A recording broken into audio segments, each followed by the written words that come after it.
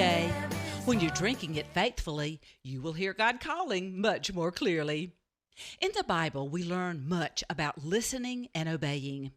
In 1 Samuel, we read about how Hannah had prayed and prayed for God to give her a son.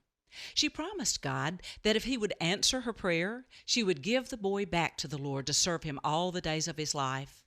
God gave Hannah that son, and she kept her promise to God. When Samuel was old enough, she took him to the temple and presented him to Eli the priest, and he served in the temple under Eli. One night Samuel was sleeping when he heard someone call his name. He got up and ran to Eli. "Here I am, you called me." "I didn't call you," Eli answered. "Go back to bed." Again the Lord called, "Samuel." Samuel jumped out of bed and went to Eli. "Here I am, you called me." Eli answered a second time, "I didn't call you. Go back to bed." A third time God called Samuel, and Samuel got up and went to Eli.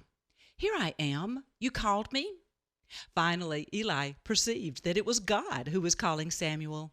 He told Samuel, "Go and lie down, and if he calls you again, say, 'Speak, Lord, for your servant is listening.'" How many times has God called us and we didn't recognize his voice?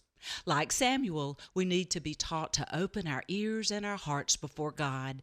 And if he calls, be ready to say, "Speak, Lord, for your servant is listening."